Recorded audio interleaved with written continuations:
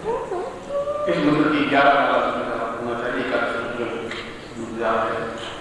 आप यहाँ आदर का स्थल में बात कर सकते हैं या जहाँ भी आप सुंदर हो, मगर बिस्तरों में बैठे हुए शुद्ध और सात्विक भाव से इस मंत्र का कर सकते हैं। मंत्र देने की प्रक्रिया यही, मंत्र के उच्चारण मंत्र प्रारंभ करने की प्रक्रिया होती है। आप लोगों ने गीत रात को सात्विक योग प्रकाश देते हुए अत्यंत आनंद आह्लाद है, सुनता है। और मैं चाहता हूं कि मेरे पास जो भी साथ में जो विज्ञान है सब आपके हृदय में उतर जाए और आप जीवन में पूर्णता प्राप्त कर सकें। मैं आपको ऐसा ही आशीर्वाद देता हूँ। मगर रात को 11 बजे ऐसा नहीं, सुबह आपको सही समय देंगे, सही समय कार्य की होगी, सही समय कार्य होगा, उसका अगला कर्म होगा। मैं आपको एक बार हृदय से आशीर्वाद दूंगा।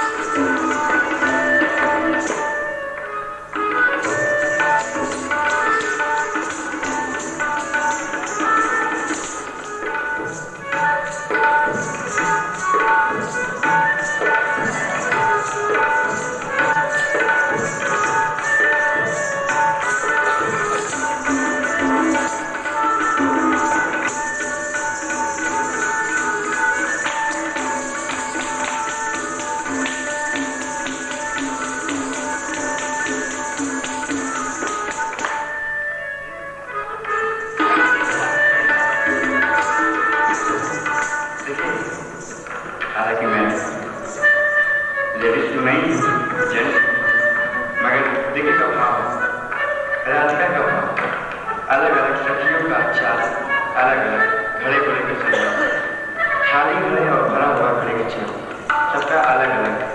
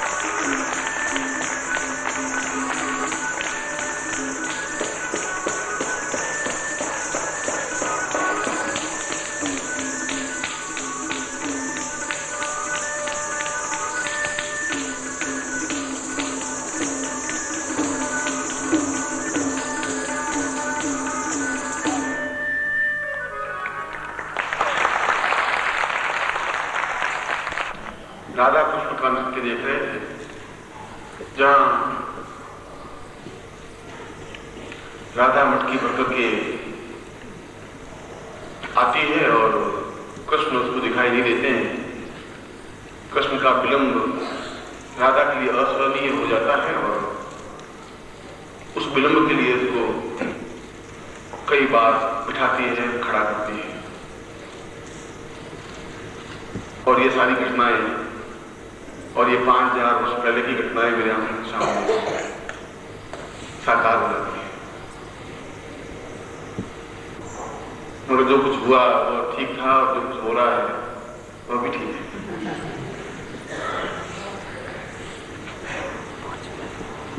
अब मैं आपको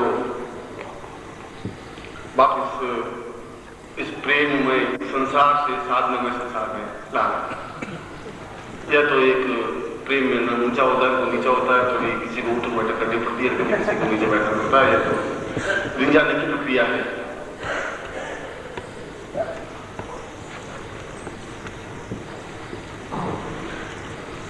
सुबह मैंने प्रवचन में उस दीक्षा के बारे में कहा था कि वह दीक्षा पूरे जीवन को सजा देती है, संवार देती है।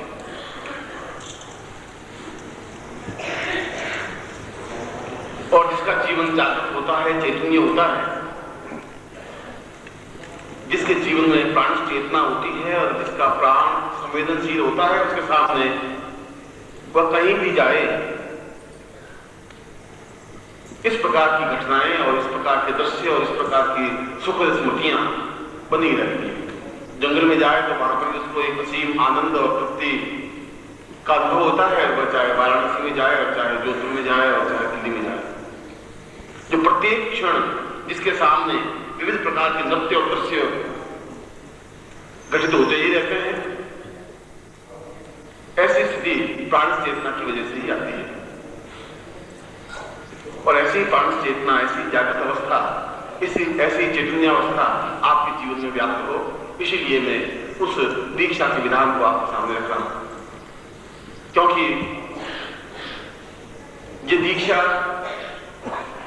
देने की प्रक्रिया है, ये दीक्षा साधना की प्रक्रिया नहीं है। इसके लिए मंत्र जाप करने की जरूरत नहीं है। यह तो एक प्रवाह है, एक तरफ से दूसरी तरफ देने का। और वह प्रवाह चाहे साधना का हो, वह चाहे प्रवाह सिद्धियों का हो, वह चाहे प्रेम का प्रवाह हो, वह तो अपने आप में सब कुछ न्यौछावर कर देने की प्रक्रिया है।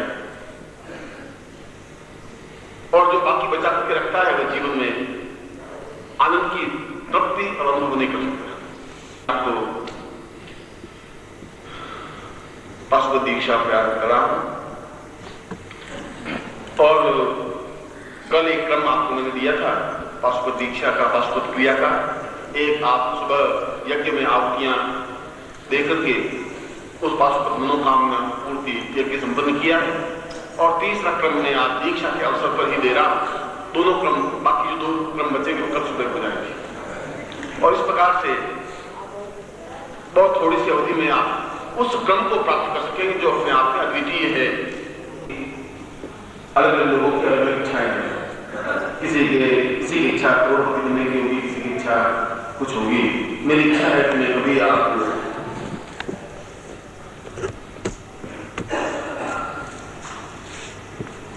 उस राधा कृष्ण के मूल स्वरूप को सामने चित्रित करके दिखाऊं। और कभी इच्छा होती है कि उस विराट स्वरूप को आपके सामने प्रत्यक्ष करके दिखाऊं, मगर फिर मैं रुक जाता हूं कि शायद कभी क्षण नहीं आया। मगर इस दीक्षा के बाद में शायद ऐसा क्षण आ जाएगा। 21 अप्रैल के आसपास शायद ऐसे दृश्य आते हैं।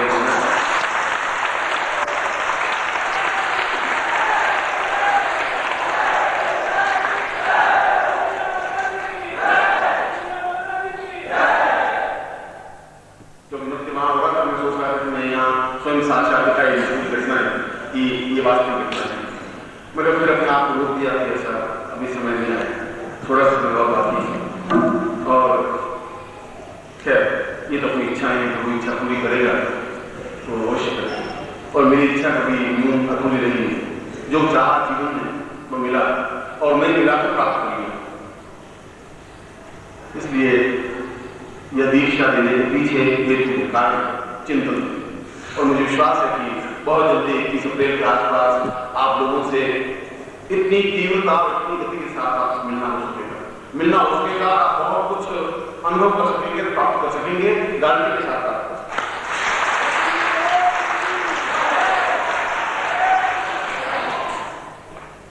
इसलिए पूर्ण शुद्धता के साथ, प्रामाणिकता के साथ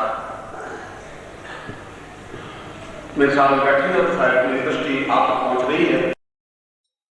ओम परम तत्वाय नारायणाय गुरुभ्यो नमः। ओम ह्रीं मम प्राण देह रोम प्रतिरोम चैतन्य जाग्रय ह्रीं ओम नमः। ओम भूर्भुवः स्वः तत्सवितुर्वरेण्यं भर्गो देवस्य धीमहि धियो यो नः प्रचोदयात्।